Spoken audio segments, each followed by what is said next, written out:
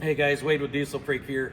It's been talked about for a while. Everybody wants a twin stick kit, and I kept hearing that one's coming, this guy's gonna make one, this guy's gonna make one, things are getting ready to go, and it's not happening. So we thought we'll make it happen. Here's what's gonna happen. To make a twin stick kit, you're gonna have to get into the transfer case. You can do it in the vehicle, or you can drop it out, do it on the bench, however you want. You're gonna have to drain the fluid anyway, so it's a good time if you're gonna maintenance, that'll be the time. What we're gonna start with is this is your OEM linkages. We've already disassembled a lot of this for time and speed of the video, but you're gonna get rid of your cotter keys, and you're gonna pull your pins, and you're gonna get rid of your whole factory linkage. That's gonna come apart. Our shift rods, you're gonna wanna have the inside one all the way forward and the outside one all the way back. The reason is there's a detent ball in here, or a pill that we're gonna call it. Because remember, we did a video a long time ago about on this side of that is your detent pin for how hard it was to shift and to make it easier. So we removed this and put a washer, head less pressure on that pin. So now there's one that's in between here that we got to get rid of to make it a true twin stick. So with that said, there's 3 bolts down this side, a couple on this side. They're a 9/16 wrench or ratchet you'll get in there with and remove them. We've already pre-done that, and I'll get the last one out of the way. They were already loosened up.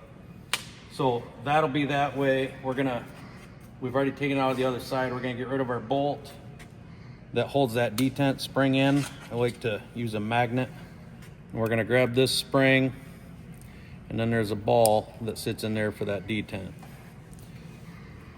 Those pieces we're gonna set aside to reinstall later. Once we've got that done, all these bolts out, this is all free. We're gonna grab a hold of this. You're probably gonna have to take a little hammer, screwdriver, and get in there, because we're gonna separate this housing.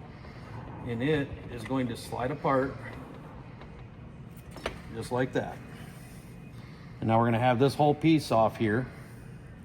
What we're gonna do is we're gonna go back in that same hole with the detent, and our magnet's gonna go in a lot further. And we're gonna grab a hold of that pill, hopefully. There it is. That little pill is gonna come out. We're gonna set that aside, and we're gonna slide this right back together the way it come apart. There's some gears in there we gotta get lined up and meshed, and then that'll slide back together. You're gonna go back with your ball first, then your spring, your detent screw. You're gonna tighten that back up. You're gonna reinstall the bolts around, and now our pins are gonna be loose, and we're gonna have a twin stick, one for each slide. We're gonna have 2-wheel drive, 4-wheel drive, and low and high. That's gonna be all set and ready to go. Again, it can be done in the vehicle or out of the vehicle. It's probably a lot easier out of the vehicle if you want to get to that, but it can be done in. We're gonna have another video following up with where it happens on the body, where we're gonna have the twin sticks, how it's gonna be lined up. But I think this is gonna be awesome. It's what everybody's been wanting and waiting for, so we're making it happen. Thanks for following along, and you guys here at Diesel Freak will get you taken care of. Guys, I just had a thought here.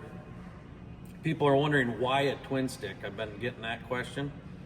And the reason is because right now, to go into low range in your transfer case, you have to go into 4-wheel drive.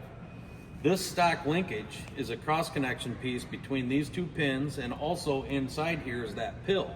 So when we're making the shift, you have to, when you pull to 4 high, you're moving this lever, you go into neutral, and when you make the pull to 4 low, it's not only moving this lever back, it's pulling this one out to put it in 4 low. Now, by removing that pill and removing this stock linkage and making these 2 rods separate, now we can have 2 sticks. We can be in 2-wheel drive and click it to low range if we want to. And then when we want 4-wheel drive, you just click that lever, you're in 4-wheel drive. So now you'll have separation of low range capabilities in 2-wheel drive. You can have 2 high, 2 low. You can have 4 high, 4 low. So it gives you a lot more universal or ability for for your off-road capabilities of what you can do out off-road. So just wanted to point that out. Thanks for following along.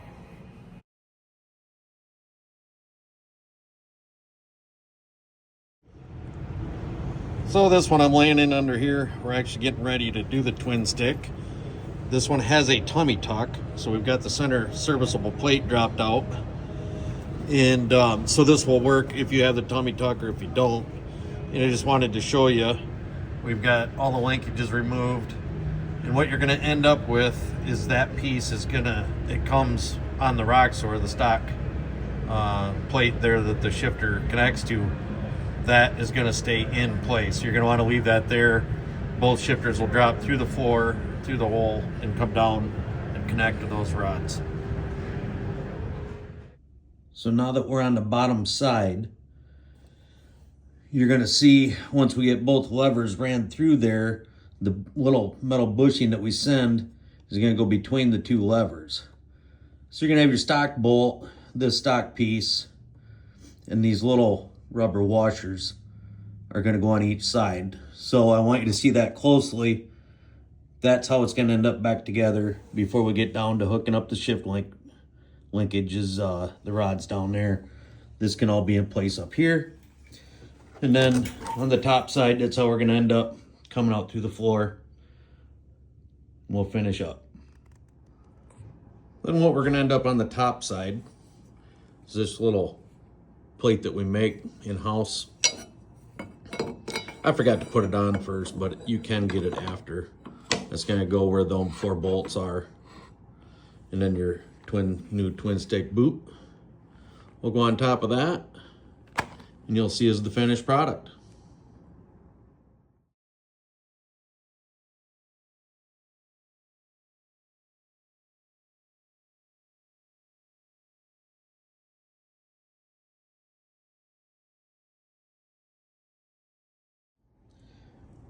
And then lastly, you got the bottom of the floor.